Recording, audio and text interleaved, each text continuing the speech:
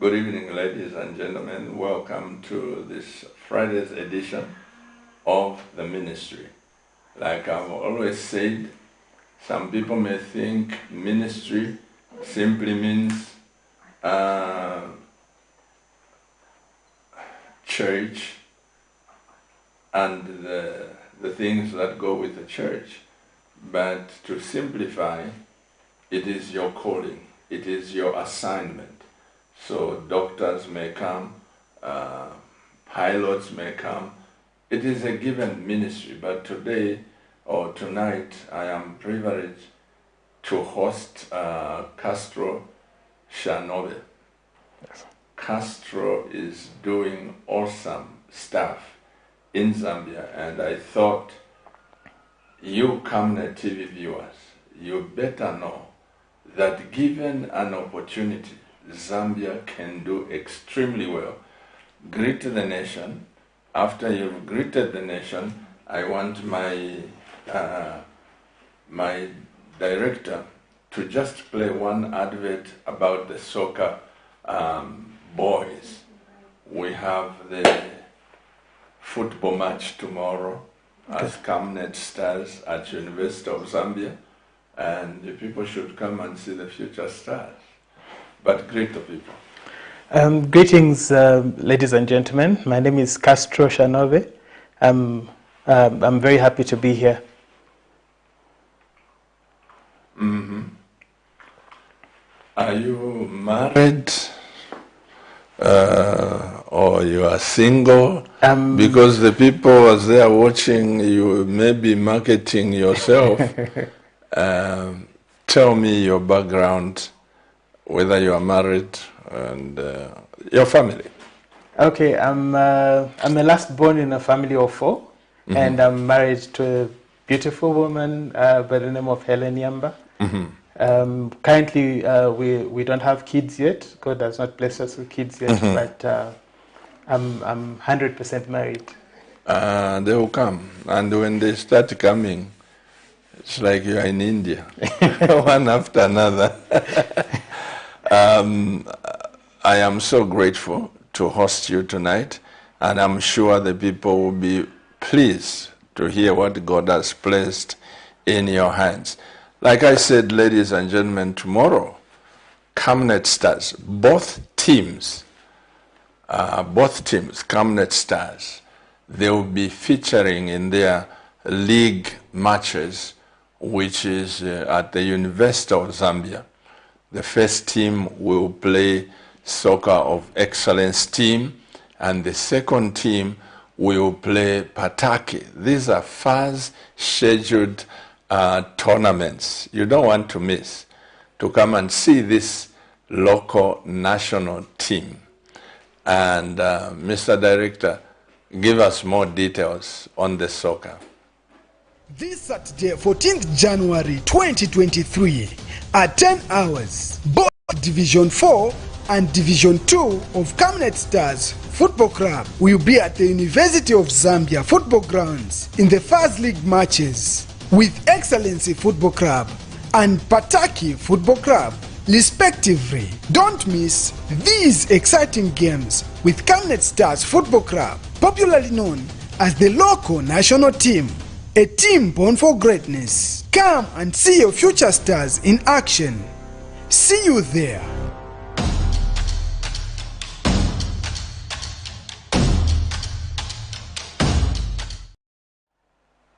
Tomorrow at 10 hours, we'll see you there. Now, ladies and gentlemen, I've brought in the studio Castro Shanove. What he's doing is beyond his age. And like I normally say, please forgive my expression. This is just my expression, that sometimes our nation can be a dream killer because we don't want to support people who are creative, innovative, people who are doing well in life. We just watch things happening. But tonight, those of you that are watching and with us on this program, please listen to what my brothers to say. Tell the nation about what you are doing. Okay. We currently run a project called New Tech Recycling. So what we do there is that we're adding value to plastic waste. So the project was generated in 2008 after an incident where an 8-year-old girl drowned in the Bombay drain in Garden Compound. In 2008? Yes. The girl drowned Yes. in So Bombay drain? What made her drown was that people in the community couldn't manage their waste, so they would dump in the Bombay drain. So one day after a heavy downpour, she was coming back from school, and as she was trying to cross over the drain, she was carried by stormwater, and only found, I think, about 3 or 4 days later at the end of the drain. And unfortunately, she had died. So as usual, people blamed the parents for not picking up the child. They blamed the government. They blamed the school. But it all died a natural death. So me and my wife thought, what can we do? So in our own small way, we started doing a bit of research on what we can do with plastic. And after about 4 or 5 years, we found that you could actually produce alternatives to wood. Everything that can be produced with wood and concrete can be made out of plastic. So it's just an issue of technology and how to work it out. So because of the high cost of recycling equipment, we then started doing experiments on our own, just at my father's backyard. And we would burn the plastic and mold it. And after some time, we found that we were actually able to make some tangible, strong products. But unfortunately, we didn't have the equipment, we didn't have the money to invest in that particular project. At that time, I was working as a camera person at some studio. So I didn't have enough money to procure equipment. So that is where the dream started from. Now, have you got some plastics that you use for this? Or do you have examples of plastics that you have? Okay, we use different types of plastic. So when you look at a container like a plastic bottle, somewhere at the bottom you'll find something like a number and a recycle sign. So in each recycling sign, the triangle, the recycling sign has got a number inside that triangle. At the bottom of the... At the bottom of the bottle, yes. So you find that there are other plastics that, say for instance, for the mineral water bottles, they have the number 1. So currently we are not recycling the number 1 because they require a different technology. But we're doing the number 2, like for instance, the milk containers, the other drink containers that are a bit harder, not the light ones like the milk, the water bottles. So milk plastics? Yes. Mayeu plastics? Yes. What else? Even the cooking oil containers, the ones that are opaque, not the transparent ones. Even the 20-liter drums, the 210-liter drums, all those were able to recycle them. Even broken chairs, buckets, dishes. So what we do is that we buy these things from vulnerable people in the community. So mostly currently we're empowering about 230 women and youths from mostly Mrs. area. So they sell to aggregators along the ring road. Then we buy those plastics from the ring road and we take them for processing. Okay. As a matter of empowering you, because one of the beneficiaries of Mayeu is my wife. Okay. She likes Mayeu, and I don't know how many bottles she takes. So now I'll be keeping them for you as part of the empowerment. Meaning I will encourage her to be taking 5 per day so that we can encourage your project. But do you have like a place where if people, because you said you buy them, isn't it? Yes. And how much do you buy those? For now, it depends mostly on the state of the plastic. So if the plastic is not soiled, if it's clean, we're buying at 7 kwacha per kilogram. Mostly those aggregators also buy at a cheaper price from the collectors. then they put their markup to bring it to 7 kwacha. Some sell at 8 kwacha per kilogram. So it depends also on the type of plastic. But there are a lot of opportunities in this sector because like in November last year, we got calls from both South Africa and Morocco. They were also interested in us supplying them with plastic. So the critical thing that with plastic. Yes, but they were The looking waste for plastics. Yes, pre-processed plastic. So if we can process it into flakes or granules, then they're able to buy those materials. Now you see, when you are talking on TV, you should be breaking down those terms, granules, flakes. You explain, because there could be my mother, my auntie in Chinsali, watching, and she has got bottles and plastics at the backyard of her house. Yes, yes. How would she know the flakes, the granules? Break them a little bit. Okay, apologies for that. So what happens in the recycling process is that when we get the bottles, once the person consumes the beverage inside, we get the empty bottle and we put it in a crushing machine. So that crushing machine will break the plastics into very small pieces, like for instance the way we shred paper. So it comes into very small, maybe sometimes depending on the sieve that you are using as you break them down, maybe there could be about, for argument's sake, maybe 1 centimeter by 1 centimeter, or 50 millimeters by 5 millimeters by 5 millimeters, depending on the size of sieve that you've attached. So those are what we call flakes, the crushed plastic. Then after we crush the plastic, we take it through the washing system. Then after that, we melt the plastic and make very tiny parts of plastic that they look more like beans, for instance. Okay. So once the machine melts the plastic, they create what we call granules. So those are just very small but compacted pieces of plastic that is now ready. At that point, even companies that do poly pipes, conduit pipes, buy those as they to help them in their manufacturing process. So you see, you have educated your pastor about granules and flakes, and I'm sure especially the Bandas and the Piris from Eastern Province, they are very excited. But let me ask this. How did you start, apart from seeing the child drown? Are you an engineer, or how did you start that research? How did the interest come, apart from the tragedy of the child? May her soul rest in peace. But how did you just develop the interest? The motivation has always been, there is this notion that we have in this country where 90% of the times we've got a problem, we say Boma ilanganepo, but the Boma is ourselves, so we need to find a solution ourselves. So when that issue died a natural death, we thought, what can we do? So we literally thought, in other countries they don't have this crisis of waste. Waste is actually a resource. It's a multi-million-dollar business. But then why is it that this waste is a problem in this country?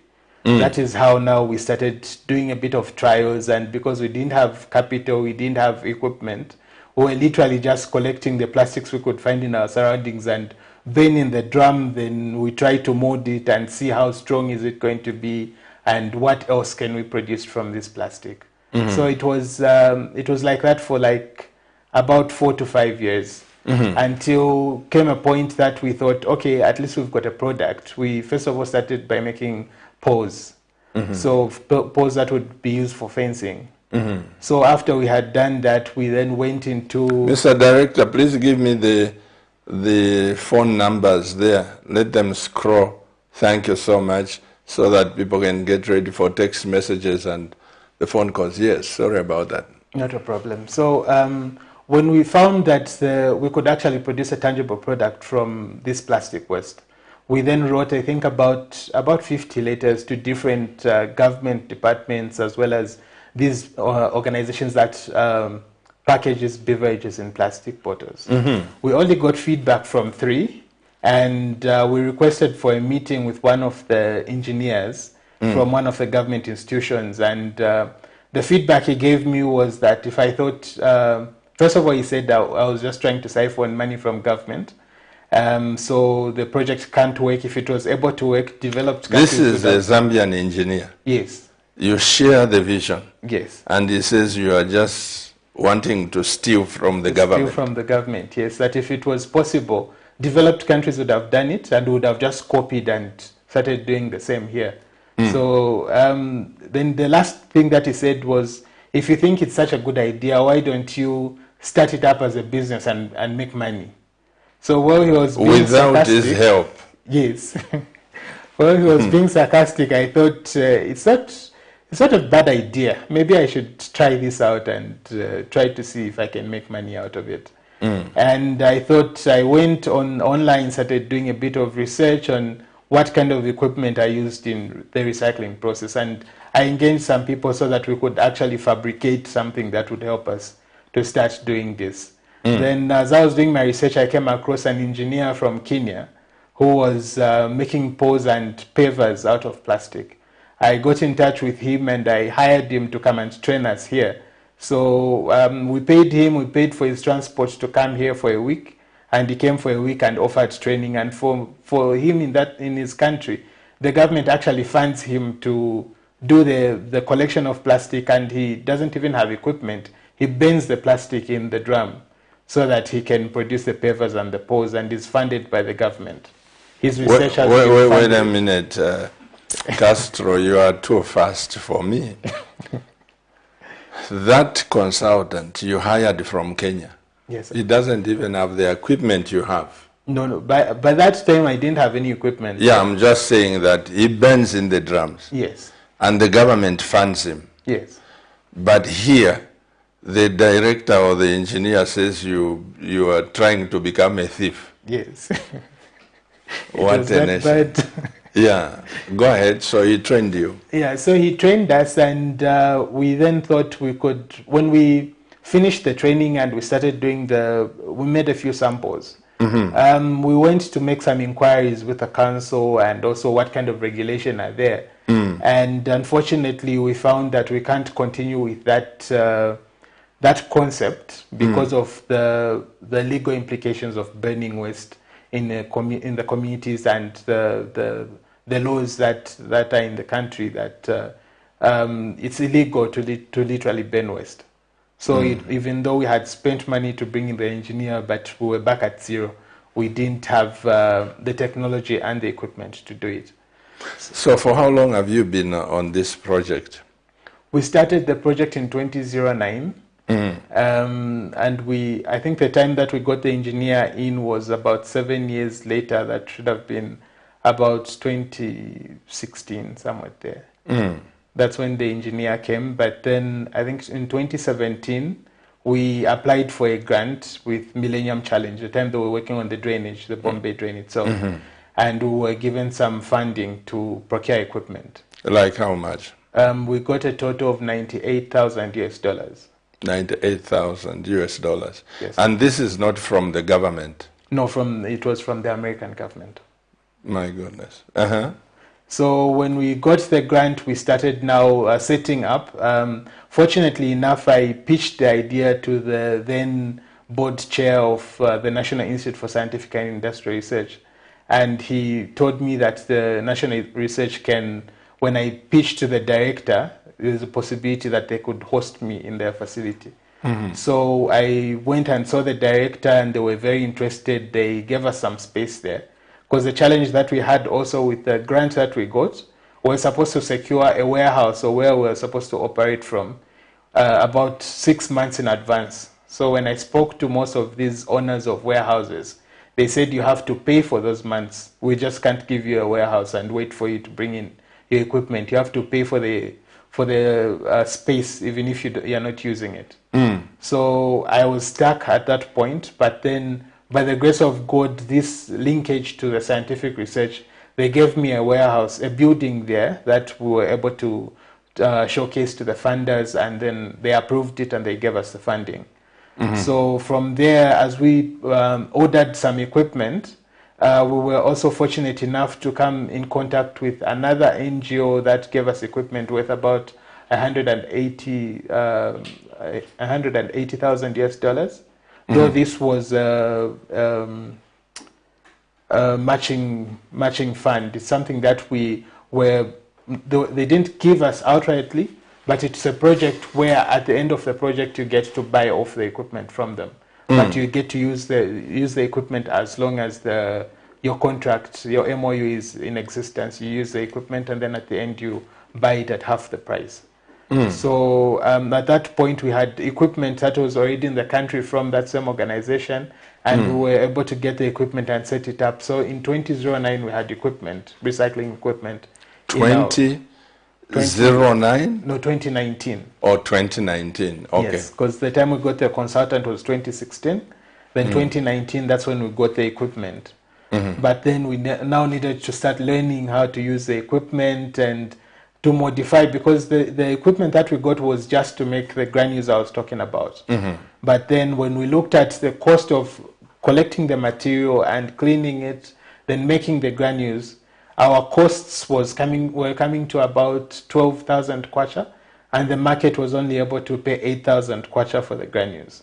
So if we were to go into business of making granules, we would have been making a loss of about 4,000 kwacha. So we went back to our drawing board and said, what can we do? So then we decided to start fabricating molds, so that the concept we were using to burn the plastic and mold it, we were then trying to find a way of how we could connect now the molds to this equipment that has just come in, so that we can produce different pieces of equipment. We can produce different pieces of products. So from there, that's when we did a lot of trials. We got a plastic engineer who was working at one of the big recycling companies, but when we shared the idea, he also thought it can't work. And he's been in the industry for 30 years, and he's never seen something like what we were talking about. So then when we asked him questions, he was coming back to us saying, it's your idea, I've never done this. Me, I've operated equipment, but I've never come across what you're talking about. So at the end of the day, we just sat down and fabricated the molds, and we kept on trying until finally we were able to produce different shapes of poles. So we could do round ones, rectangular ones, and square ones. So these I think by the beginning of 2020, that's when we did our first product with the support of Millennium Challenge at that point. I'm going to ask this, Castro. I know for sure that the beginning of every dream is shaky. When I came to your place, I was telling you that even me, when I shared with some people, help us to buy the cameras, we want to start a television station, the first thing was, there are too many TV stations, what difference will it make? Yes. I said, I've got a dream. My wife and I want to take. Nevertheless, not even the banks could help us until we managed to buy 2 cameras. And the rest is history. We are here. However, to do the vision and the dream, it's quite costly. Right now, this year, we've got a project which is going to swallow about 650,000 US dollars for us to implement it on Camnet TV. Now, definitely, no bank, as you know, in Zambia can fund you to that tune, because the first thing you go, they'll say, where is collateral? Yes. If I have collateral, why should I approach you? If I've got that money and what? So I know how banks work.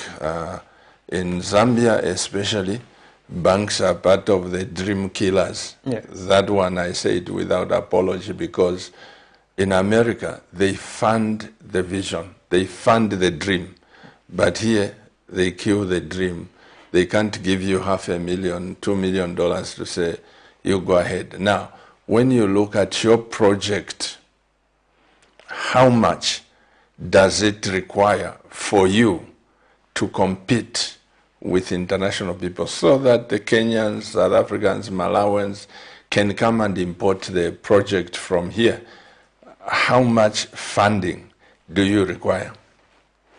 Okay, for currently our current growth plan, though it's a short to medium term growth plan, we require an average of about $600,000 US dollars. Mm-hmm. So now the biggest challenge with this sector is that the equipment is mostly only produced in China. So now you have to, first of all, have it tailor-made to what you want, the kind of products you want.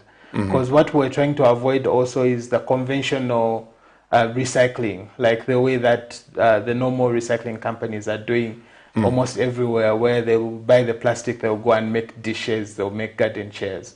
But we thought there could be more to plastic than still coming up with the conventional things. So what we're looking at initially, our business model was to create construction materials and reduce the cost of accommodation. So that was the initial dream. But because we didn't have the capacity and the capital, we then started with doing the poles, and now we're doing the benches and the school desks. Because we're trying to just, first of all, show that it's possible, and then also generate some income. And I think the biggest challenge we've had is that when we tell the dream to people, they think it's not possible, it's never been done elsewhere. So now the issue is that we're trying to just show them that we're doing it in this way, but then we want to expand it to the next thing that we want to do. I've seen some documentaries in South Africa, yes, where this boy is a genius when it comes to computers and what, just a young man. Today is a multi-million young man because what he has to offer to South Africa, nobody has that idea. And I've seen in Zimbabwe, there are some young people who are creating things, including cars. I've also seen Nigeria, some documentaries. And when I saw what you are doing, I thought Zambia must know about you, and also that to help you, if they can't contribute the money, why not keep all the plastics, yes, and just give you a phone call to say, look, I've got 1 ton of plastics, will you come and collect? Or better still, the Camnet TV viewers to engage their jobless relatives, go throughout town, go throughout Lusaka, Mongo, everywhere, collect this, and you'll be paid, you know. So I want the people to see what you are making, and this blessed my heart, because those poles you showed me, they are made of plastic. Yes, they are 100% recycled plastic. Because if you use those poles to make your fence, you are guaranteed no termites. No termites, and they won't corrode, they won't be eaten by termites. They won't be affected by the rain, so they'll last for a very long time. You can concentrate, if it's a farm, you can concentrate now on your field. Mr. Director, if you can please show me some of the things that this young man can. Those are poles. Don't get that picture out. All those poles are made from plastic. Yes, they are all made out of recycled plastic. And that you can make any size? Currently we're producing only 2 sizes. One is 60 millimeters diameter, the other one is 90 millimeters diameter. The 90 millimeter diameter is quite big, so we didn't want to go any bigger. The only thing we were considering was providing an alternative to Zesco for their poles, but well, the Zesco pole is also quite big, so we thought we need quite a big machine to make sure that we make the length and the size of that pole. And those are some of the garden benches? Yes, so those are picnic benches, but we also tailor make. So there are other clients that come with their own designs, and we're able to make the designs. Like that? Yes. Those were already placed. So this was an expo, an exhibition that we had, so we're just showcasing what we're able to do. So back there are some desks, also a desk and a table and chair. So we're able to do school desks as well. So for rural areas where they don't have proper infrastructure, we're able to do school desks, and even if it rains, the school desk won't be affected. What is this? It's still from the same pose? Yes, these are rectangular, the same pose that we use for the benches. These are rectangular ones. It was at the Agritech Expo. So there is an expo for mostly for showcasing agriculture technologies. So we're also showcasing that you could use these to fence, do fencing for your livestock, and even just at your house you can do that fencing. And it will last a long time. What about that is a forklifter, right? Yes, so this is one of our clients. They had the challenge because they can't usually when they are lifting things off the plane or into the or onto the plane, they don't want the metal to touch the metal for the forklift to touch the metal for the plane. So they usually put sleeves on the forklift, plastic sleeves, but they usually import them from China. Now they went around looking for a supplier who could produce them locally, and they couldn't find one. But then when they approached us, we literally had to design the mold and produce it according to their specification, and we were able to supply and deliver. And those are quite strong. I touched some of them when I came to your place. Yes, they are very strong. They were actually very impressed. I didn't expect that kind of quality. Locally made? Yes. My goodness. And those are quite long-lasting, right? Yes, they are long-lasting. My wife looked at your display there. You even made the crutches? Okay, we usually have, what we decided to do was that once in a while we will also just brainstorm and come up with different ideas.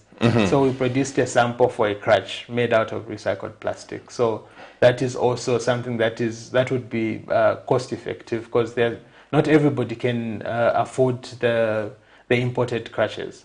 So we're looking at what can we produce that is sustainable but also something that is cost effective. And those are strong. Yes, they are stronger than the wooden ones, because the wooden ones also there's an issue of deforestation, but also they're not long lasting. What about the desks? Do I have the pictures for the desks there? The school desks? The picture, no, I don't think I sent the school desk, but we also have supplied one school, Chakonkola School. They had broken desks, so they provided us with the frames. So we fixed the frames, and after we fixed the frames, we were able to provide some desks for them. Chakunkula School? Yes. And tell me something. What about if the school has an order? Can you produce them massively? The president is talking about all schools not having one child sitting on the floor. They have to have desks. And what I saw there, that is strong. Somebody can go from grade 1, they go to university, and their grandchildren will still... Sitting at the same. Just the cost effectiveness of your desk, it's amazing. Because it's not something that you can break easily. So can you produce, if the school gives you an order, can you produce the desks? Definitely, we can produce the desks. The biggest challenge that we've had is that currently the desks that we are producing, the molds that we have are locally made. So the quality of the desks is not very good. It's usable, like I said, we've supplied the school already, and there's another school that we're producing desks for. But then because the surface is not very smooth, so we're working on improving the surface so that we're able to not spend time in polishing the desk after it's produced. So we'll rule out the concept of having to plane the board once it's produced. But other than that, we were able to produce and we're able to deliver the orders. The idea is also to buy into this dream for the Ministry of Education and the President, so that we're able to make sure that once we provide these desks, children are able to sit there and you don't have to replace them over and over. It's a saving to the government, saving to the treasury, and as well as creating employment for the youths out there. Because all the youths now are complaining that they want jobs. I've just sent the pictures that I got by the grace of God when my wife and I came to you. I'm sure my director in a few minutes, he will show us about those desks. But how much plastic will it take for you, say, to do 1,000 desks? Okay, so on average, one desk will require an average of about 15 kilograms of plastic. So we're looking at about 15 tons of plastic if we were to do 1,000 desks. But the goodness with plastic also, I'm usually asked this question that won't the plastic run out? But the goodness with plastic is that it takes more than 500 years for it to degrade. So what has been generated over the years, we can literally start mining. We can create an industry to start mining the plastic that we've discarded. And on a daily basis, people, as you mentioned, people are drinking maheu, people are drinking milk, and they're discarding this plastic. So we can literally just focus on it. Waste is not supposed to be a problem that local government is going around and hiring ZNS to go and collect waste and dump at the dump site. We can actually create an industry. And even the ministry itself can start generating money. Councils can make money from the waste that we're just discarding. Now, Castro, tell me something. The president has introduced CDF, which is 26 million kwacha. Have you applied? Yes, I have. Have you applied? Yes, I have. I am from... When did you apply? I think the first time there was the call. Now I can't even remember because I've made quite a number of applications. The first time they made the call for CDF, I applied in my constituency, and I was called a few weeks later to say the forms had been changed and we had to go and get new forms and apply. Is this under this government or the previous government? Under this government. Okay. So we applied again, and from the time we applied, we haven't gotten any feedback. Where we got feedback is through CEC. I think the first call that CEC made, we applied for a loan, and they gave us a call and they came to just take a look at what we're doing. And from there, they said they'll get back to us. But that was sometime last year. They haven't gotten back yet. So, so far, it's been quite right. People look at our products and they're impressed, but that support hasn't been actualized yet, and that's a challenge that we've had also with some of our partners. They are saying, you've been getting support, you've been getting grants from outside there, but what is your government doing for you?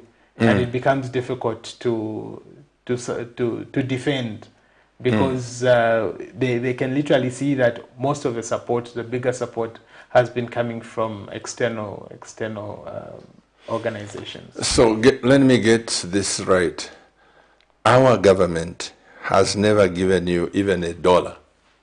No. For your project. Well, if we could translate the space that we've been provided with by the scientific research, that has been very helpful, as well as the technical support. In-kind support, yes, they have, but actual cash. I'm talking about actual cash for you to buy the equipment. No, they haven't. Which constituency are you in? We're in. I'm staying in Munali constituency, but the factory is in Chongwe. Yeah, but Airport Road, but what I'm saying, Castro, is you see, you should go to the area member of parliament. You know, what I heard is for people to talk big and they don't act. Because a project like this one, when you wrote a text to my wife and I that you've got this, I paid attention to it. You wrote us late last year, right? Yes, sir. And I said these are ideas worth supporting. I'm not a member of parliament, neither am I a bank. If I had the money, what my wife and I saw at your place, I can finance that. So what I hate are politicians who can talk and move mountains, but their hands are like a kangaroo who cannot stretch into their pockets and put something in there. So what you do is go to your area member of parliament. There is a desk and the chair. I captured that when I came. That's a desk, a chair. And where is the desk, Mr. Director? There are the desks. You know, are there papers there? I captured something. The papers. Okay. Thank you, Mr. Director. So what you do, it's just an advice. You see, the president has been a firm believer in this.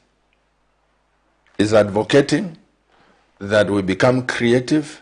Yes, sir. And also, the minister, you go to him. Start with your area councillor, go to the member of parliament, and go to the minister, and the president is there. Surely, of all these, once you get there, this project should be funded.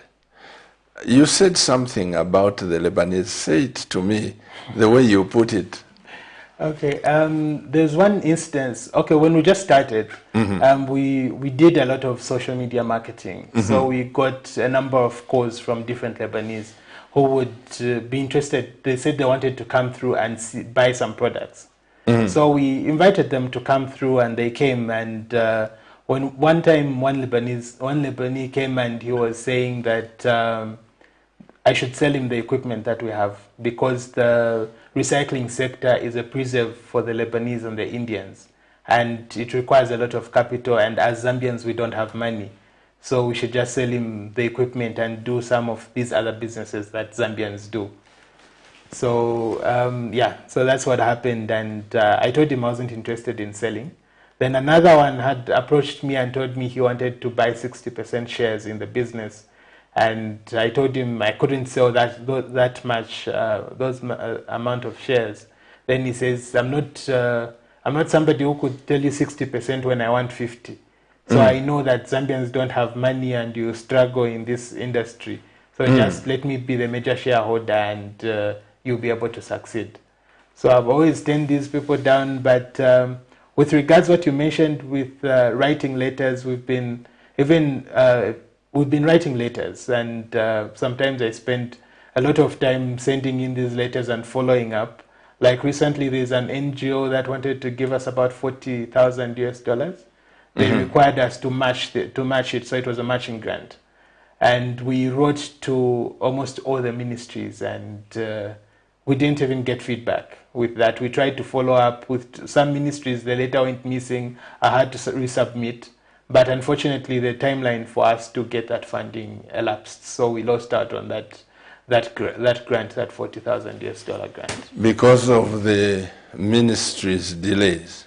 Yes, the bureaucracy in the system. Yeah, this is why I'm saying, Castro, you know, sometimes take time to knock at the door of a minister. If you don't, I pray that President HH is watching this program, and that at the end of the day, you'll be invited to one of the ministries, because I find the statement by Lebanese to be an insult. To say you Zambians don't have money.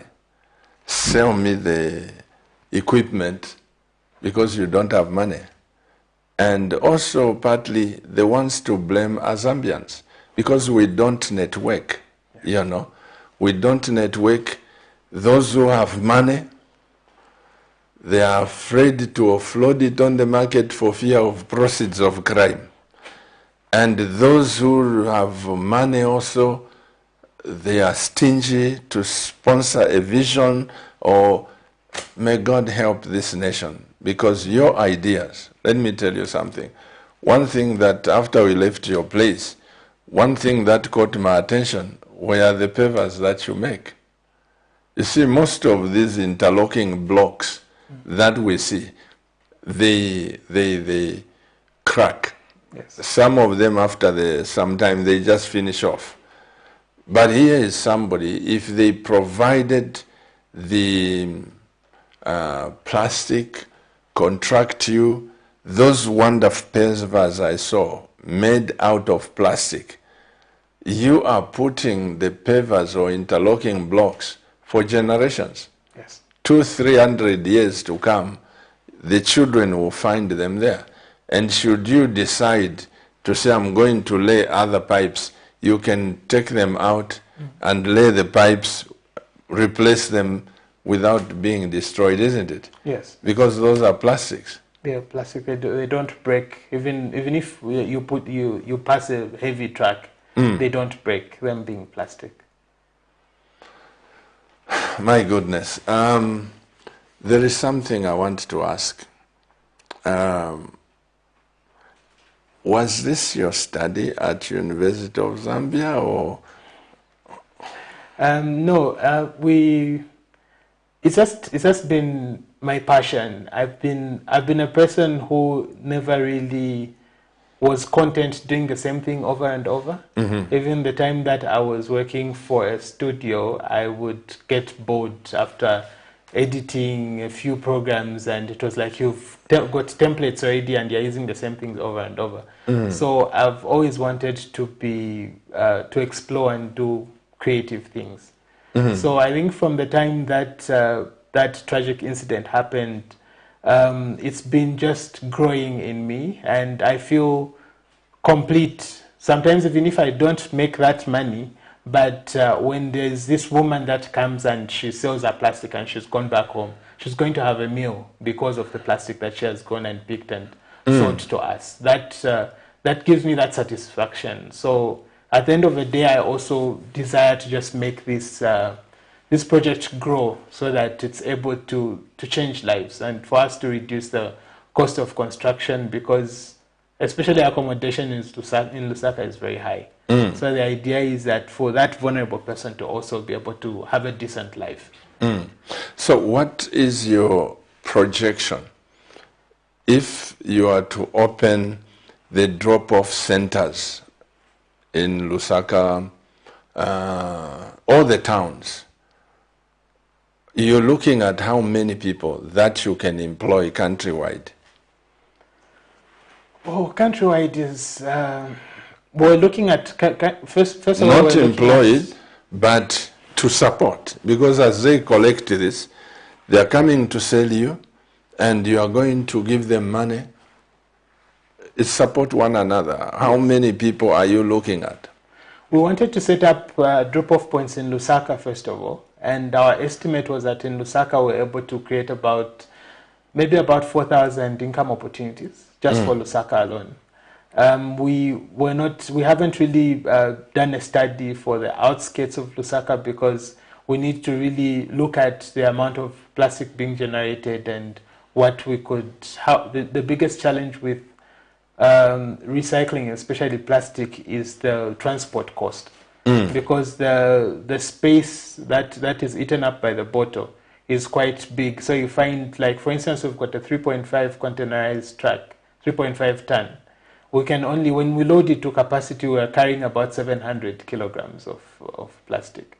So what we need to do is to set up maybe crushing systems or baling machines so that we can compress these plastics before we move them. So the initial idea was that, first of all, we set up the material recovery centers just in Lusaka so that we could easily transport before we procure, because again, the cost of the baling machines are quite high. So we thought we start by just collecting the material as is for now until we have that capacity to then start going outside Lusaka. For the purpose of the people bringing, okay, and for your own space, why don't you educate the people to go with sharp knives or razors so that if they have time, they can cut them in smaller quantities and package? It's for their good to put in a plastic, because if I'm going to put them in just one sack, I'll just bring to you maybe 3 kg or 20 kg. Yes. But if I can take time, not waiting for the machine, I buy a sharp razor blade or a knife, I can cut them so that I make my own kgs, because it's me who is interested in the money. Why don't you give that education to the people? The biggest challenge I've had with, because the time that we started, the first time we started doing these collections, what we found was that most people are just interested about today, about now. So majority of the people will just collect enough to have the meal for today, so that they can collect again tomorrow to eat again tomorrow. So we then started having financial literacy trainings also, just to help people have that concept of preparing for tomorrow, so that maybe as they collect, they can also start a small cantemba, maybe start selling tomatoes so that they've got double income from the collections and from the sales. But it's been hard. There is that, I think we're too used to that free things. We receive free things from government and we eat and we expect to get free things again tomorrow. So that has been the dynamics. So a lot of people don't want to take that time to sit down and cut down the plastics. They'll just pick a few and bring. Some of the youths also, the biggest challenge again has been that they use now that money to go and buy their beers or whatever they smoke. So it becomes easy money for them to just pick plastics, bring, and they go and do their drugs. How old are you, Castro? I'm 37. Turning 38 this year. Can you imagine that? 37, turning 38. Yes, sir. I'm 63. We are just about 5 years difference. Now, here you are, 38. You are not begging. 37. You are not begging, and you are looking at, employing people doing this. If you are to look in that camera and appeal to the youths, you form like a network, plastic network, and how to collect the youths. Because it's not that, because I'm an illiterate, that's why I have to go and collect plastic. You can network together with the youths in this country. If you had to look in that camera, what would you say to your fellow youths, the mothers, the fathers, about this plastic business? Okay. I'd like to encourage every one of you watching out there that this is, plastic is a resource, and it shouldn't be something that is causing disaster, causing problems in our nation and in our environment. And it's up to us to get this material and utilize it. We can create an industry. We can create money that we can create opportunity and be able to generate money so that we're able to survive. It's not every time that we should go to government and get jobs and sit in air-conditioned offices, but we can go out there, use our hands, use our resources, because for waste, the only thing that you need to get, the only resource that you need to have is maybe a sack, which will not cost you more than 1 kwacha. So just go out there and pick the plastics and start from there. Of course, not everybody can have the resources to go and set up a factory, but we can all network and come together and work together to make this a healthier and a better environment for all of us. Fantastic. Apart from the desks, the poles, interlocking blocks, the garden chairs, what else can you make from plastics? Okay, plastic is a wide world, if I can call it that. Currently, like with the support that we now got, we're looking to start doing roofing tiles. So I'm hopeful that... From plastic? Yes. To do the roofing tiles? Yes, yes. This technology is actually already there, Like in West Africa, I have a friend in Kenya who's got a factory, and they literally do, they just do roofing tiles and floor tiles. Even in the house, they put floor tiles made out of plastic, and you can't really tell that they are floor tiles made out of plastic. Really? Even roofing tiles made out of plastic. The ceiling boards also, even these ceiling boards that we have on the market now, they are made from plastic as well. Only that most of them just use virgin plastic, but you can use recycled plastic as well. You said that this plastic, for example, the one for water, it's not the plastic you're looking for. For what we're doing now, it's not the plastic that we're looking for, but for the things like the roofing tiles, we're able to use that bottle as well. So it just depends on what the end product is supposed to be. Then you can it will determine what kind of. No, what I mean is, are you collecting the water bottles now, or your preference is Mayeu bottles and those other bottles? Oh, okay. Currently, our preference is the Maheo bottles, the buckets, the dishes, the garden chairs, the milk containers. So those are what we're getting right now. This is amazing. I'm going to ask my director to just pause and give me the advert for soccer. I'm very passionate also. I hope and pray that one day you could come up with the shoes made of plastic so that we can use them for soccer. It's actually possible. In 2006 or 2009? I think 2006, the World Cup, the jerseys that all the players wore at that World Cup were made from recycled plastic, actually the water bottles. Really? So yes, there's a huge industry with plastic, only that we haven't just captured that. For us, plastic is a hazard, it's a nuisance, but for other countries, they're actually asking us to supply them the yeah, plastic. because I saw, is it in Nigeria? Yeah. My wife and I sitting in the hotel, I saw one Nigerian man who has a mountain of plastics, and he's a millionaire. Yes. From just the West, including those plastics we use for carrier bags. Yes, yes. He does something amazing from there. But here, look at the amount of rubbish that just hangs around, Yes. because we don't have use for it.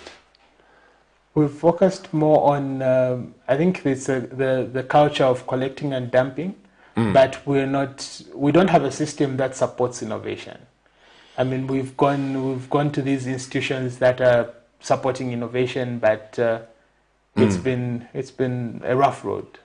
But we're hopeful that soon something will happen. Okay, Castro, let me take this advert about the soccer. Tomorrow, I really want people to come and see what we are doing. You should also take time to come and see these children from less privileged families. Okay. Not everyone, but from less privileged family. Come and see what they are doing and the talent Zambia has. We'll be at the University of Zambia. Mr. Director, give us that advert about soccer. This Saturday, 14th January 2023, at 10 hours, both Division 4 and Division 2 of Camnet Stars Football Club will be at the University of Zambia Football Grounds in the First League matches with Excellency Football Club and Pataki Football Club, respectively. Don't miss these exciting games with Camnet Stars Football Club, popularly known as the local national team, a team born for greatness. Come and see your future stars in action. See you there.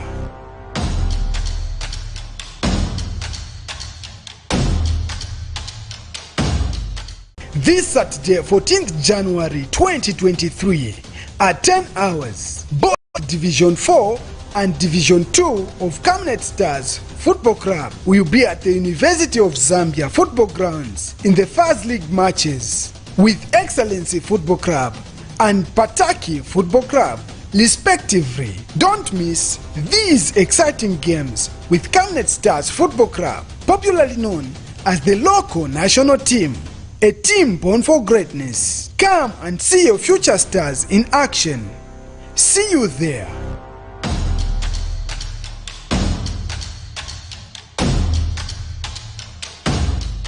This Saturday, 14th January. Dear Camnet viewers, in the studio I have Castro Shanove, a very creative youth, and actually I've joined him. Don't ever call me an odd person, especially you from Chipata, because I'm also creative. Now, Castro, there is somebody sitting there who probably may want to help you, and they may want to call you for plastics and all this. I'm going to open the lines so that people can chat with us. Okay. But is there a telephone that you can, people can get in touch with you? My wife and management, they don't allow me to put phone numbers there. You have to come through Camnet. But to this rule, there is an exception because we have to grow. And can I put your number there? Sure, not what number would the people get in touch with you? Say it slowly, because my director there will be typing the number, where people, your administrative number, your mobile number, where somebody can say, Castro, can we chat? You never know. Okay. In this case, you may encounter a Zambian who doesn't want to buy your machine, who is not a Lebanese, but a Zambian who may want to help you. What's your number? Okay, the number they can use to get in touch with us is 0977 0977 49 49 75 75 75 again. 75. That is, my director will print it. It will be permanent there. He knows how to do it. But let me see if I got it right. 0977 Yes, sir. 49 Yes. 75 75. Yes, sir. So this one, they can reach you anytime? Yes, they can. Okay. I want to appeal to the government of the Republic of Zambia. President HH has been advocating that we should not be importing things. I don't see why we should import desks.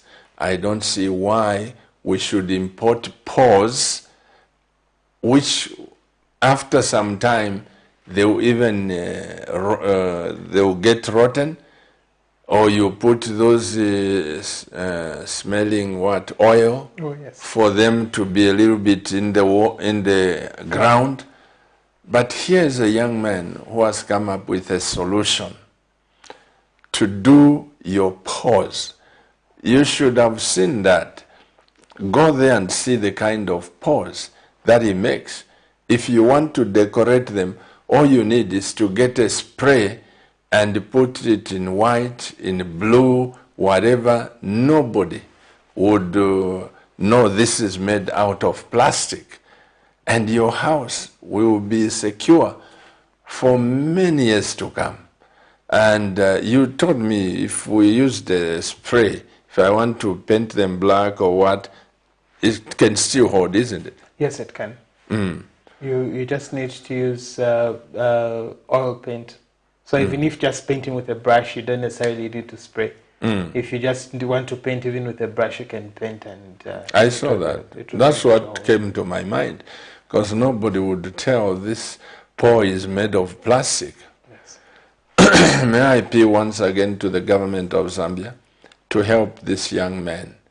The banks, Zambian business people, come to the aid of this young man, and don't come with the hope of I'm twisting him. No, let me get 50%, like the Lebanese or the Indians who are after his throat. let me get this. You are a Zambian. You can create something and see how we can help this one young Zambian. Let's support one another, you know. And my wife and I are firm believers that Zambia will never develop until Zambians are empowered. And this is one youth that you need to empower. Let me ask that the lines be opened. You can talk to us on phone. You can send the text. Let's, in these minutes that we are remaining with, let's share. We have probably an hour. Let's share together. How would you be a blessing to this young man? My wife and I have brought him here because when he wrote to Camnet, we went to visit what he's doing, and I said, right here in Zambia, instead of importing these things from China, you are making them here. Dear Camnet TV viewers, this is why I say you were born for greatness. Amen. You were born for greatness. Tell me, before the lines are open, do you intend to build a factory that can compete with China? I think it's very possible. There is so much opportunity in this sector, and right now it's like just a blank sheet of paper. Mm-hmm. It's up to us as the people to write the story. So we're able to create an industry that is able to compete with any plastic recycling system mm-hmm. anywhere. Mm-hmm. I think the critical thing is just coming up with a passionate team, because what I've also noticed is that we are more interested as a people in trying to make money quickly, but the critical thing is to make the project grow before we can start reaping what we have sown, because you cannot reap when you haven't sown. So that has been the challenge I've had with a number of youths, a number of people that I've worked with. They want to get a hefty salary, but they don't want to put in as much effort.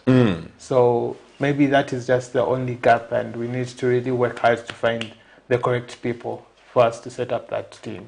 Well, the good thing, you and your wife are focused, and that is what I like. And your brother, you are focused, because where there is no vision, people perish.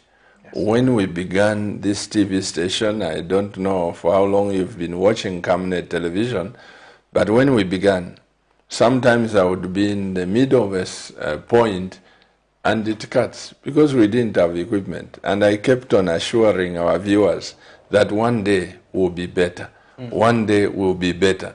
But the point is, my wife and I have believed that one day CNN, BBC, Al Jazeera, and all these bigger television stations, one day, mark my words, they will carry out the news item and say, we monitored Camnet television. I know we are going there. I know there are some places where CNN may not be, BBC may not be. I want them to get the footage from Camnet television. But this time when we talk, nobody may believe that, nobody may know, nobody may, they just look at it from the local scene. Yes. But even you, I would want, with your wife, you look at this bigger picture. Apply for land from the Zambia Development Agency now and say, we need big land and we need, I'm sure they will give you. Go to Development Agency, Zambia National Development, the Director General there with his team, they are Zambians at heart. They really want to see this nation develop. And once you apply for land, 50 by 50, 100 by 100, 200 by 200, they will give you. Have a picture. Go to the architects and say, I want a plant. bigger than the one in Guangzhou. And yeah. Definitely we'll definitely do this. And also, who are these? What are these? Zambia Development Agency. They also can look at investors to help you, ZDA, Zambia Development Agency. Anyway, my director, please put the number for Castro Shanove. If you can, just put it somewhere where people can see, or it can scroll there. Let them get in touch with him, not now, but after the program. Let's help this young man with plastics. Hello, good evening. Good evening, Mr. Tuba. How are you, sir? I'm okay, how are you, sir? Permanently blessed. Where are you calling from and what's your name? My name is Peter Maseka. I'm calling from Rwanda. You are who? Peter Maseka. Peter Maseka. Yes, sir. Please go ahead and contribute to this program. The only thing I want to say is, especially you have a connection that you can be able to assist our brother. You can be able to put the Minister of Green Economy and you call our brother. You will sit together to find to ensure that they help him. And that is, I guess, a good idea. And at the same time, that will say that the minister looks at people can help him to collect plastic. We are able to assist him, even in Russia. You say you are able to assist him in Luancha? Yeah. Even in Russia. If you want some people can help him to collect some plastic, you can help him to organize people who can help him to collect some plastics. But Peter, because my engineer, please do something. There's echo in here. But Peter, what you can do, please send me your number to the text on the middle there. Yeah, to the text. Send a text to 444-726 and let me know. Or my director, is the number for Castro coming? If the number can reflect there, Mr. Peter Maseko can also contact you direct. You see, that's why I was saying there are people there who mean good, who are able to help you, to help us. Yes, sir. Mr. Peter Maseka is just from Luancha. He has made the job easy for you and me, because these are people you want to connect with, so that in Luancha, if there are drop-off points, Mr. Maseka can help you. You know, there are a lot of good-hearted Zambians, not to rip you off, but to make sure that we grow. Yeah. Mr. Director, please give us the text messages if they are there. Let me handle some. Good evening, Pastor. Thank you for this program. I'm enjoying myself, and I'm very much inspired indeed. God bless you all. William Muchinshi Chililabombwe. William, thank you for your unwavering support all the time. We are grateful and we appreciate your support. Good evening, Pastor. Thank you for...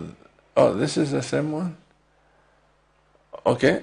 Good evening, Pastor. Thank you for this program. I'm enjoying myself and very much inspired.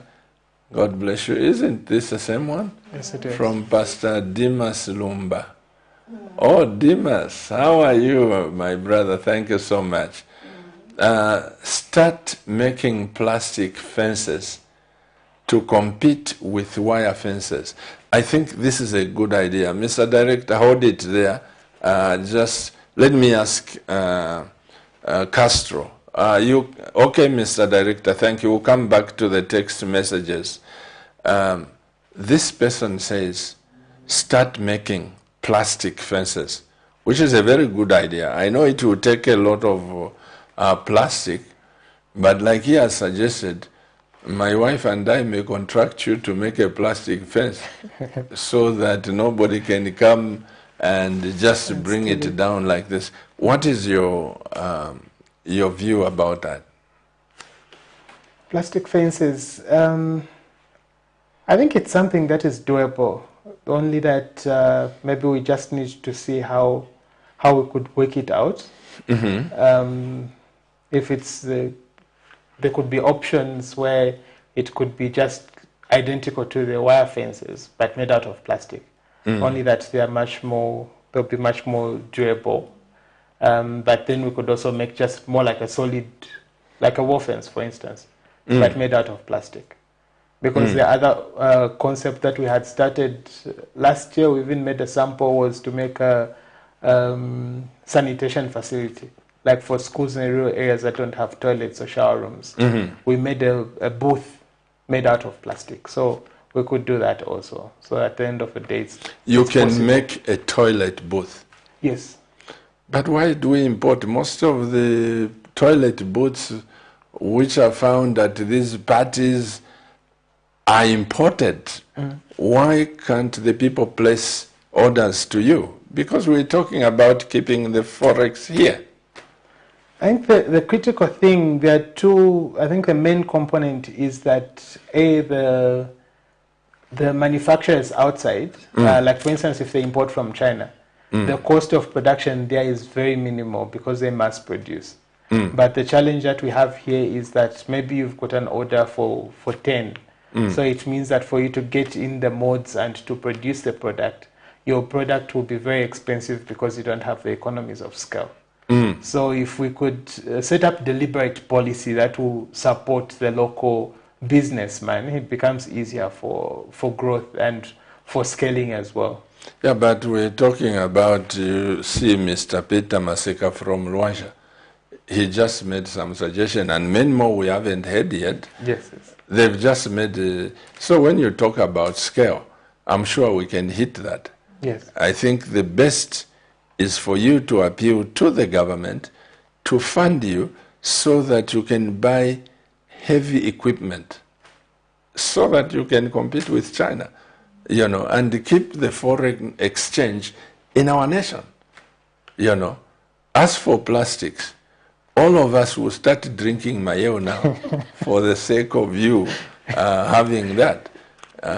So I think these suggestions which are coming, you must pick them. Indeed, it's a very good idea. I've actually taken note of it, and we'll immediately start brainstorming and working on it. Let me ask for text messages from my director so that we can see what we have there, and we can help to arrange finance both local and abroad. This is Brother Agri Piri.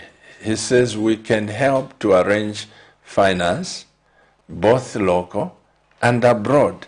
You see what I told you? I don't know who this Brother Agri is, but there you have.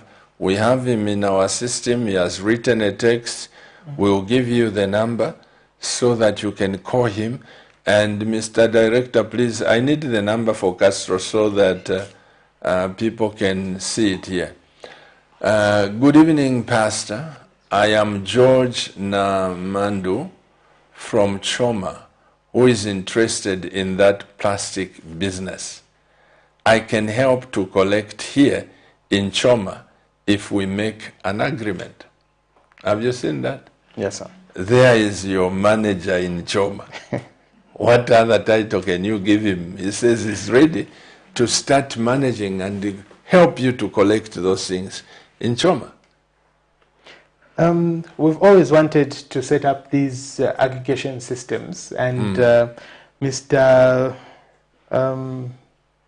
What was his name? He's welcome to to get in touch with me, and we can then discuss on how we can work it out. Because we want as much plastic as we can get our hands on. So if Choma has got plastic, then we're ready to pick it up. My director says the line is crawling. It's crawling there. I can't pick it in here. However, you should be able to get in touch with that man in Choma and many more people, because you see, plastics are a nightmare in Zambia. Yes. But like you said, you have come here to solve the problem. Okay, how would you work with schools and colleges? Okay, the idea has been to set up some programs with schools, like school programs where, say for instance, children can, at the end of the day, where they come from, even when they have their breaks, when they have their lunch, they take up a lot of liquids in these containers. So at the end of the day, we can work on a system where we can recover these materials from the schools. And then, like for instance, one of the schools that we worked with where we supplied the desks, they didn't pay 100%, 40% they supplied us with material. They only paid 60%. So at the end of the day, it becomes a cost-saving measure for the school as well. Instead of them buying the desks on cash basis, 40% they give us the material. They only pay 60%. So these are ideas that we could still explore and see how we could work it out with each and every school, depending on what their requirement is. I think you need to work especially with the youth, countrywide. But I know that there are people that are watching this broadcast, and since your number is out there, let's build this nation together.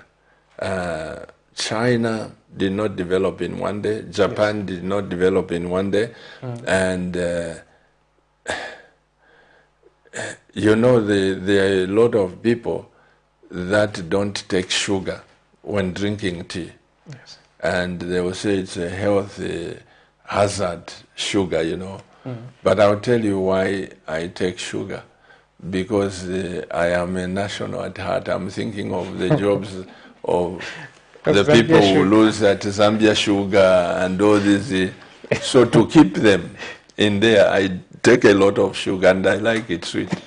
So there are people like me who would say, this container I have taken, I'm not going to throw it away. I have Castro and put it somewhere in the house.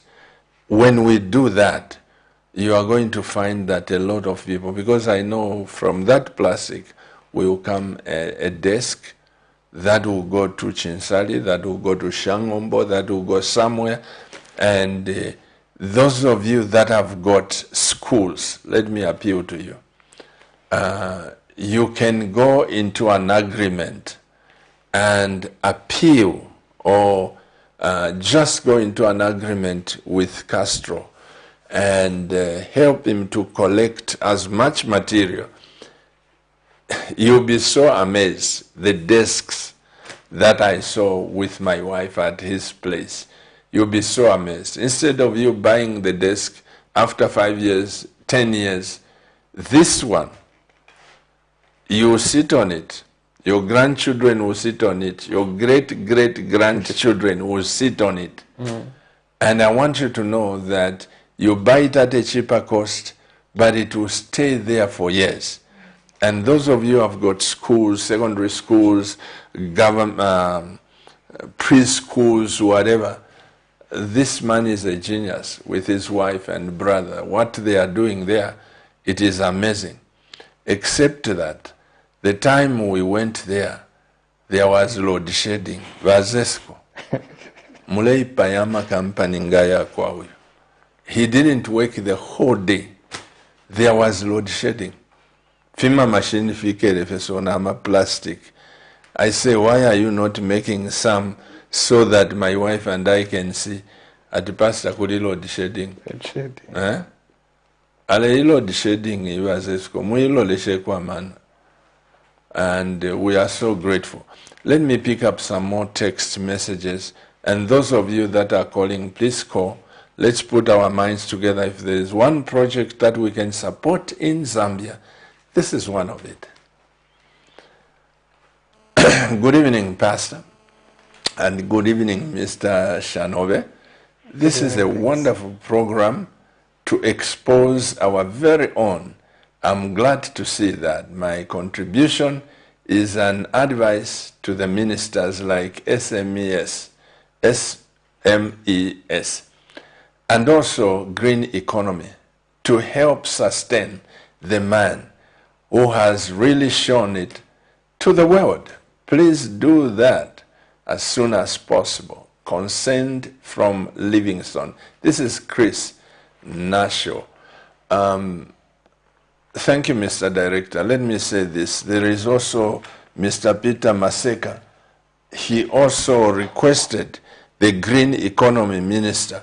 Who is the Green Economy Minister? It's Honorable Collins Nzovu. Mr. Collins Nzovu? Yes, Honorable Collins Nzovu. Please get in touch with him. He's a friend. I also give him a call or your number so that, you know, you never know, because that is a ministry that is under that. Hello, good evening. That's wonderful. Hello, good evening.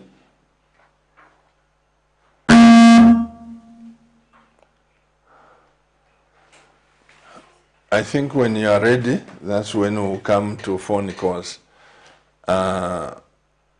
Let me have the text messages, Mr. Director. If we can have the text messages, that will be okay.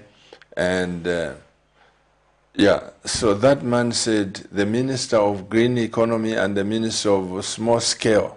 Small and medium enterprise. Small and medium enterprise. This is Honorable Mbanga, right? Yes. Is also a friend. I think you visit those two. I hope they are watching, because they are Camnet viewers. I hope they are watching, that when you go to knock on their doors, they welcome you, because we have to be progressive. Tell me something. You just mentioned about a few. Can you make, say, stools for the young people? Yes, it's possible to do stools as well. So basically what we've been doing is that we've focused more on these few products, but we're able to do things like stools, things like just normal chairs. Even something like this we could do made out of plastic. Oh, really? So the issue is just on the critical gap is just the molds. So we just need to get some molds so that we could produce a different products. I have my grandchildren, and you know the activity of children.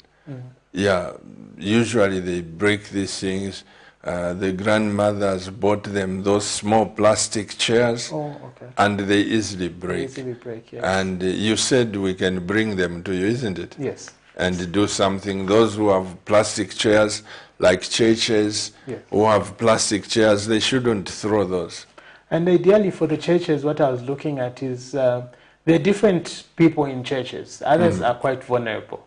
And this, sometimes it becomes overwhelming for the church to support everyone. But if those that have got plastic as they come for their service can come with plastic in their cars, and we just secure a properly neat designed place where they can put the plastic, then we come and pick it, and that small fee that will leave for the plastic can go to those people that are vulnerable. So it's also a way that the church can take care of the orphans, the widows that are in the community, because sometimes it's meaning churches can partner with us as drop-off points. Yes.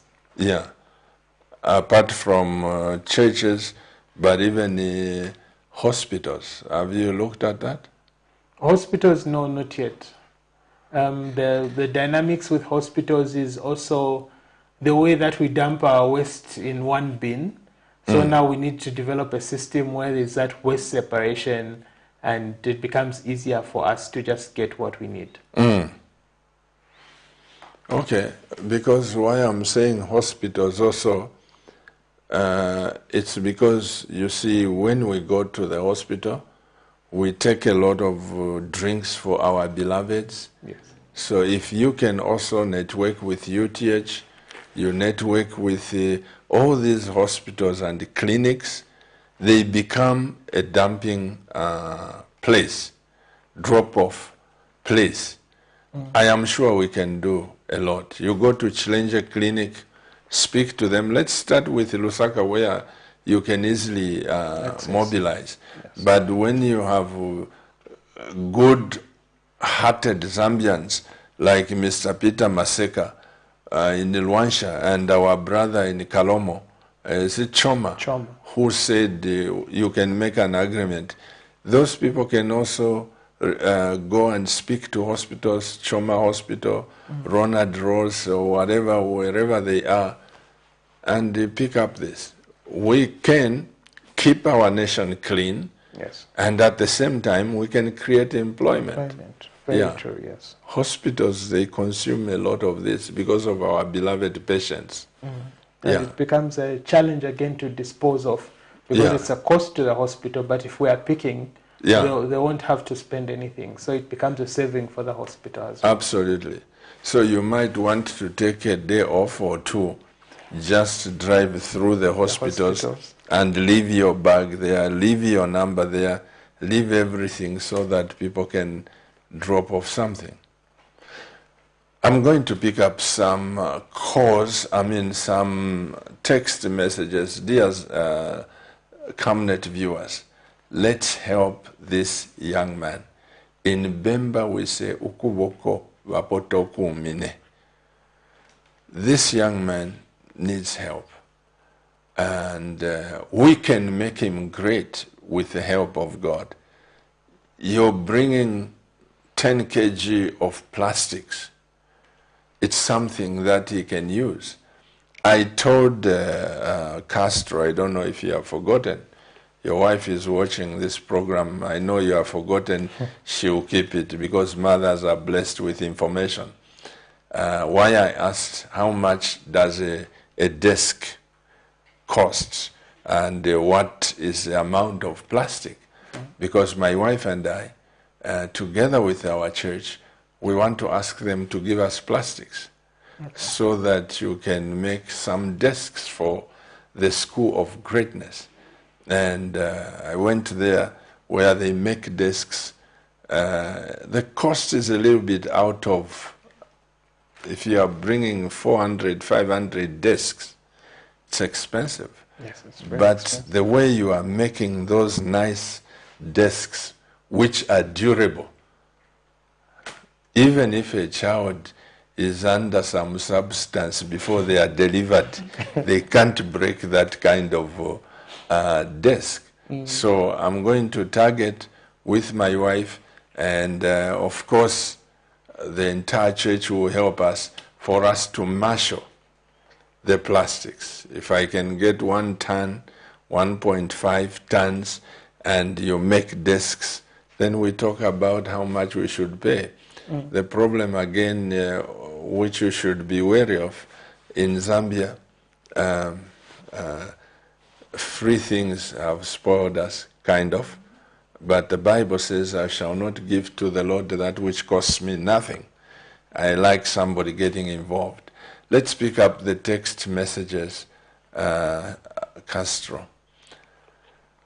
Partner with FAS and Ministry of Sports for seats in stadia. Come to Luansha, the industrial park with all the facilities are lying idle. Wembia, Njalamimba. Look at this. Don't take it away, Mr. Director. Look at this. Have you seen this suggestion? Yes. You and I are limited. But this Wembia says, partner with FAS and Ministry of Sports for the seats in the stadium, which are broken and all this. Come to Luansha. There you are. You know, these are the ideas that we need. You and I are just limited to clinics and hospitals, but somebody is thinking of the stadium that we partner with them. This is a very good concept, because most chairs are broken in stadiums. Instead of throwing them away, they become a hazard. We can use this. Another text, Mr. Director, I'm loving this. Good evening, Dad, Moses, and Castro. Very inspiring program, and thanks for sharing. Apostle Rockefeller in Luanshya. This is one of our Camnet TV viewers. Is a wonderful pastor. Okay. Should you decide to go to Luanshya together with Mr. Maseka, these are the people that should call you. When you hear Pastor Rockefeller, trust him. My wife and I trust him so much. So you should partner with such people. They will just take you to another level. Okay. I'll give you his number. I have it here. Okay. So that you can call him. Every Zambian, every pastor, every doctor, every what, I'm getting excited because we can make it, and we will make it. Definitely. And you have something to say? I think with the previous message that talked about FAS and the stadia, there's also a possibility of replacing those seats that are broken. You can replace them? We could actually, it's just an issue of designing a mode, the way that we did those, the sleeves for the forklift. So we could design a mode and start producing the seats and replace those that are broken. Because we've actually received some seats that from our aggregators. We've received some of the seats that have been spoiled and they've been discarded. So we can then come up with the same design and then replace those that are really broken. So we can. I think it's a good idea to literally get to FAS and Ministry of Sport and see how we can work together. The person who talked about the stadium, he has helped me a lot, because Camnet Stars, we have believed God that we have got the architects, the engineers, and they've designed the Camnet complex where we hope to build the stadium. But some of the stadium I go to, the chairs, nga nawe ikala efikwati twakunganga nangu bali batumati mulefuna abantu emisana. I mean, twaperera fe mubeoti nga nawe ikala. Have you been to the stadium? Yes. I don't like that. So for Camnet Stadium, you should come up with a mode. Umuntu nga naikala nangu bayingisha telefone okuima to clap. I'm so grateful for somebody that has done that. We will talk about the stadium, because definitely you'll have to quantify for me to see how many chairs we can come up with, the plastics and everything. Okay. That's a bigger project that we can talk about. Yeah. Okay, not a problem. We can actually do this, and even the design, depending on how you want the design to be, we could create a mode that could be comfortable for everyone. Very comfortable. Yes. I will take you to some stadiums to Galemuri, and you see, you sit like this, and it's so cumbersome. Me, I like good things. I like sitting. When I sit like I'm seated, but I'm in a stadium. Very comfortable. Very comfortable. Because you're sitting for 45 minutes. But 90 minutes. 40 minutes, yes, and then another 45 minutes. So you are literally enduring the prison of enjoyment. May God bless all of you that have suggested. We need more suggestions. We need your support. The number for Castro Shanobe is on the screen. Please call him. And let's make Zambia great. Camnet TV viewers, let me tell you something. You are awesome. You were born for greatness. And my wife and I bring somebody greater like yourselves. Let's help him before he helps us. Let's lift one another. And I pray that the people from Camnet viewership, Castro, they will be a blessing to you. Yep. One thing that I know is that this poem Down syndrome in Africa and Zambia, it's there. But also, there are people who mean good. My wife and I, we are constantly amazed. You know, we spend 500 kwacha on our one vehicle for the journalists to pick the news. And we spend 600 kwacha on diesel for the genset when there is load shedding. And we spend 3,500 kwacha every Friday to keep this station running. But you know, out of that, you can break down, you can have a mental breakdown. But there are just people like one lady, she just walked up here and said, I'm leaving this 1,000 kwacha for fuel. There are people who understand, even this project, I know that there are people that will be a blessing to you. And this is what CAMNET is all about. We are a family of great minds.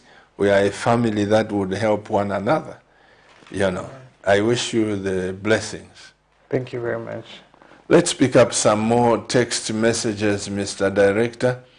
Good evening, Pastor. I am ready to work with Castro as long as we agree.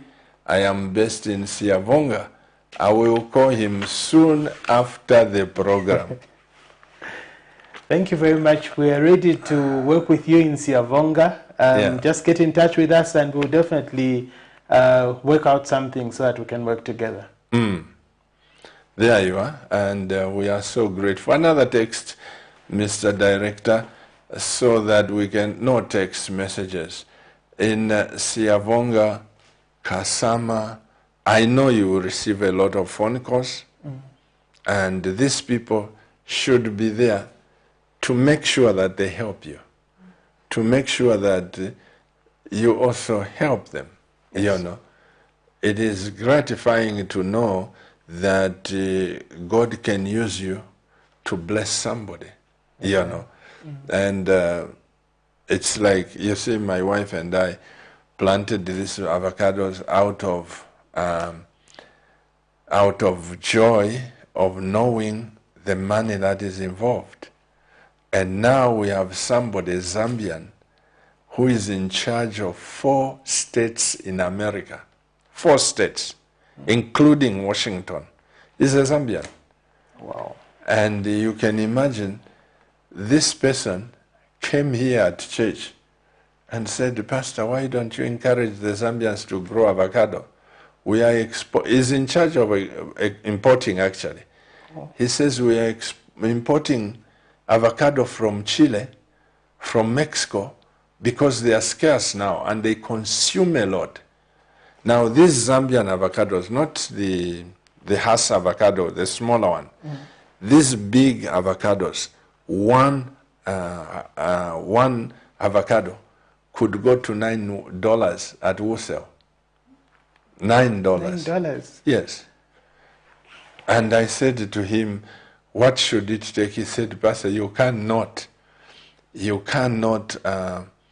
sign a contract with us unless if you are sure you can deliver at least 2 40-foot containers every week. Now, where can I get where can I get those avocados? Even signing a contract is a mockery.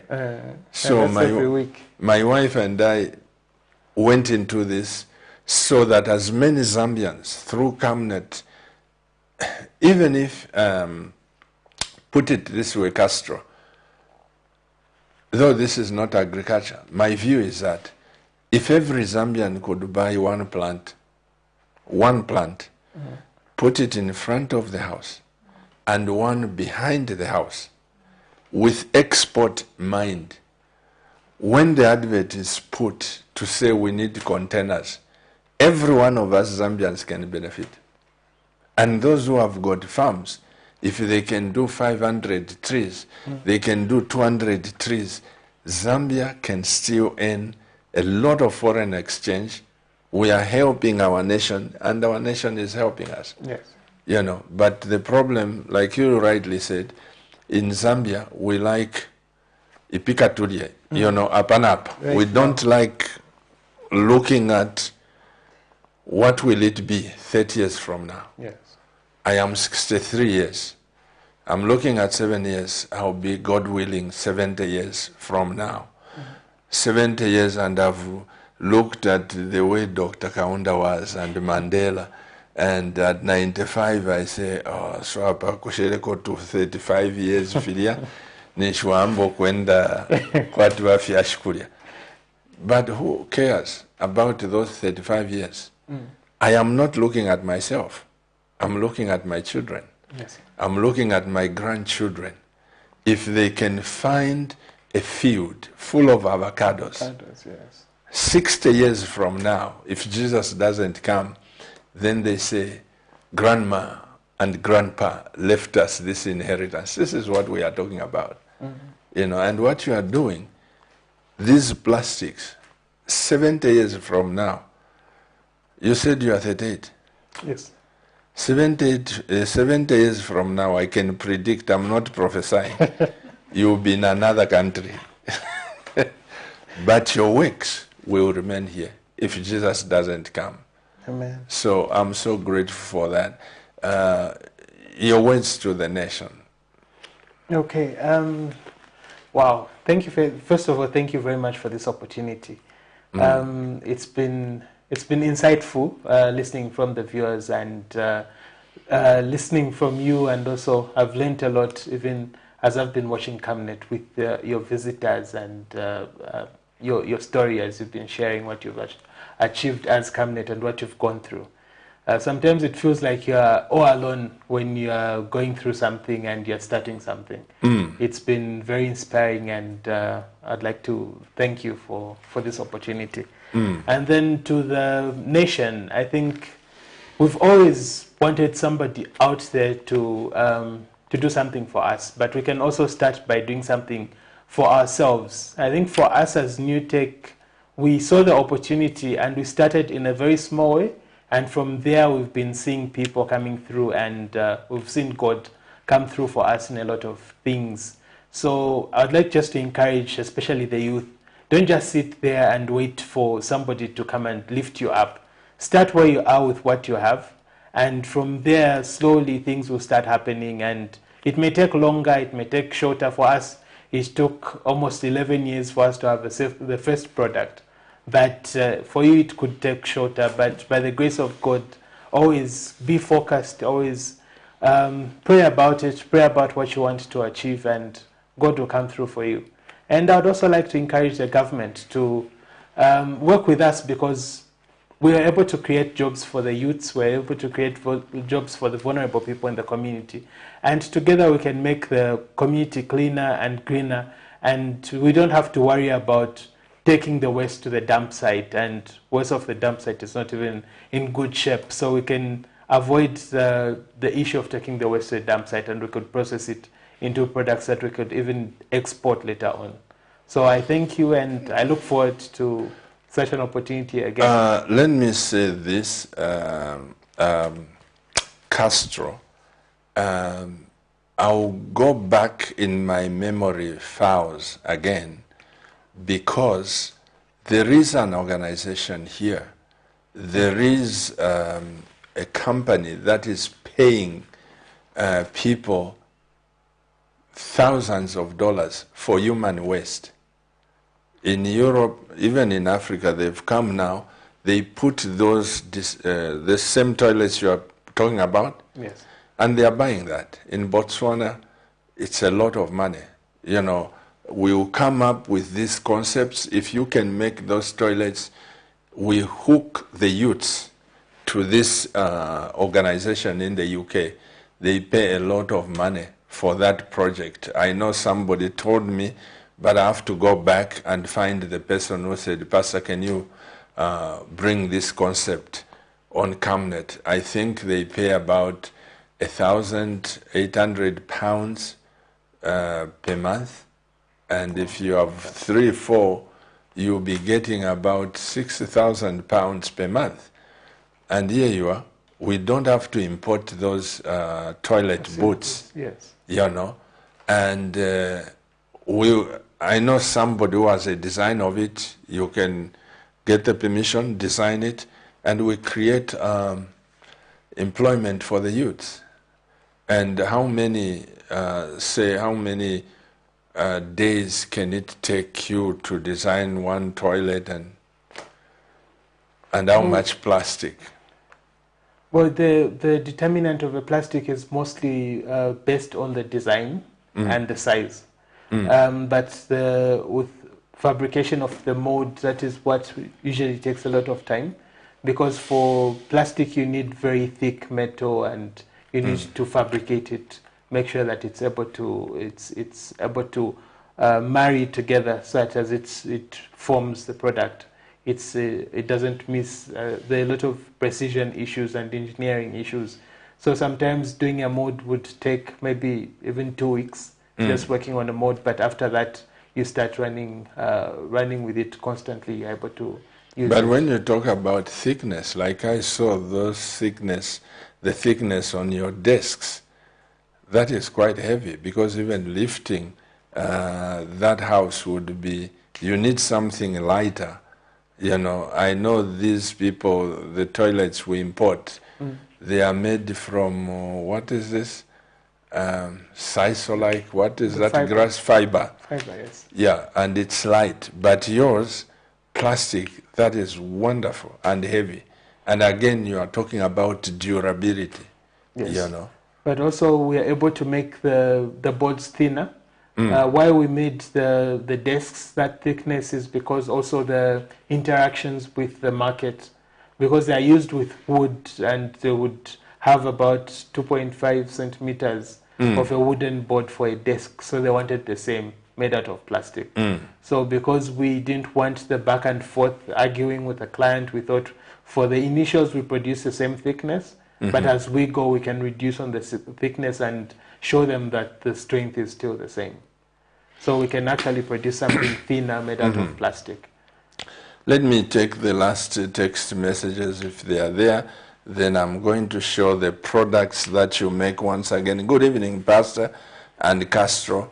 I am watching from Chongwe and following the program. It's quite interesting to learn that this plastic, which all over our nation, can be brought to good use. And I urge people to start keeping these plastics and sell to Castro. In case there are people who want to sell, how much will it be? This is Jilu Lungu. In case they want to sell. You said it's about 7 kwacha per kg, isn't it? Per what? Okay, so currently we're buying this plastic that is called, like the Maheo bottle is called HDPE plastic. So that one we're buying at 7 kwacha per kilogram. And then the broken chairs, the buckets, the dishes, those ones are currently at 8 kwacha 15 ngwe per kilogram. So it depends on the type of plastic that you're supplying. The water bottles are the ones that are the cheapest. Those that are currently buying, they should be getting at about 1 kwacha 20, 1 kwacha 15 ngwe, somewhat there, depending on who's buying. But for us, we are more focused on the Maheo bottles as well as the buckets and the dishes. So those ones are 9 kwacha, 8 kwacha 15 ngwe, and 7 kwacha.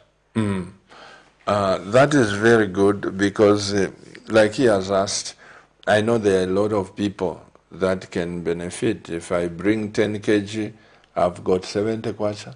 Yes. If I bring 100 kg of that, I've got 700 kwacha. It's a way of employing the people, and it's a way of you also doubling the production. Yes. But because I saw your workshop with my wife, I can only appeal to the people of Zambia. There are those that can sell you, and there are those that can keep out of humanitarian ground to just say, I'll donate this to Castro.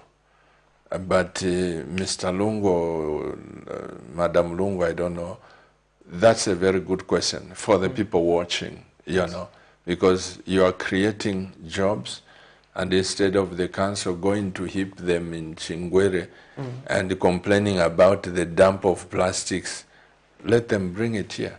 Yes. We can even partner with the council themselves, so that instead of their collectors collecting and taking to Chunga, they'll even save space. Maybe the frequency of them going to the dump site will even be reduced, because the bulk of that waste is recyclable. So if they can remove the plastic, the paper, and people that recycle these things are always looking for the material. So it's just an issue of separating from the source, and then from there now those that are interested can start buying. We've had situations where we've engaged with the council, but it's because the system that has been there is just like we always take to Chunga. So now the point where they have to change, it goes to the issues of bylaws and the like.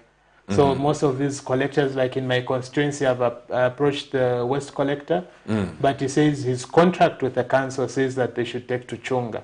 So if he gives the material to me, then he's abrogating the contract. So there's a possibility that they may terminate his contract. So at the end of the day now, he continues to just take to Chunga because he's trying to also keep his job. But the good thing is you have CAMNET well-wishers. Let him keep the job, but you have CAMNET well-wishers. Yes. And I know your number is crawling there, and they are going to be a blessing to you. And as many of us can bring to you, it will be good. And also schools can buy desks, they can buy a lot of things. The only thing you didn't tell me, because I liked the strength of that, especially the pose that you make, it's just an outside question. Have you thought of making beds from plastic, not the mattress, but just the bed? I think sometime last year, we were approached by a school who wanted bunker beds. So we're actually working on a design for them so that we could use recycled plastic. So it's something that... Would that be strong? Yes. You have a client in my wife and I also, because we have footballers, the boys who come from around Zambia, and we are believing God to build them a house, a dome where they could be just a nice, comfortable place. But what I saw on those desks, I've just asked off the cuff whether you can make a bed, because that would be solid, looking at the pose that you make. We can actually do that, and I think we can also invite you once we do the bunker bed for the other client, so that you could just appreciate and take a look before we send it out, so that you just get to see how it will look like. And for my wife and I, we are convinced of what you are capable of doing. The next time you just invite the CAMNET crew so that they come and do their professional job. You know, I came as a pastor and as a person who is interested in developing Zambia, and all these ideas, they really catch my heart, you know. Thank you very much. And, but the CAMNET crew, those are professionals. They know how to come and capture all those machines and put everything professionally. Okay. Now we'll definitely get in touch so that they can create a better story, so that we're able to showcase more of what we're able to do. Absolutely. But we're very grateful that you gave us this opportunity to talk to the CAMNET viewers as well as to share our story. And we pray that in a few years' time we'll be at a different level and we'll be able to also support more people so that we can create a better Zambia together. And we'll capture some of these programs and say before, yes, and after. Definitely. Definitely. That will be good. Mr. Director, give me the advert about tomorrow's soccer. I'm very passionate. All of you boys who are good in Zambia, like we always say, CAMNET Stars could be your gateway to international soccer. And come and see your friends at University of Zambia tomorrow at 10 hours. We will see you there. We will meet you there. But give us that advert about soccer, Mr. Director. Then after that, give us the products that this great gentleman makes with his dear wife. This Saturday, 14th January 2023 at 10 hours, both Division 4 and Division 2 of Camnet Stars Football Club will be at the University of Zambia football grounds in the First League matches with Excellency Football Club and Pataki Football Club, respectively. Don't miss these exciting games with Camnet Stars Football Club, popularly known as the local national team, a team born for greatness. Come and see your future stars in action. See you there.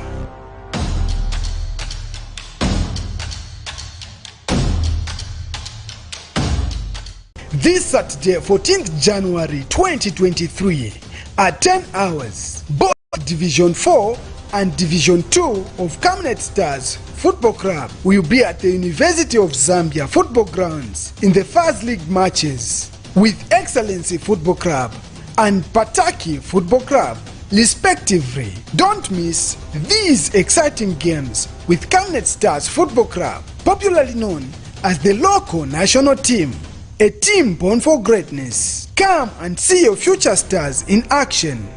See you there.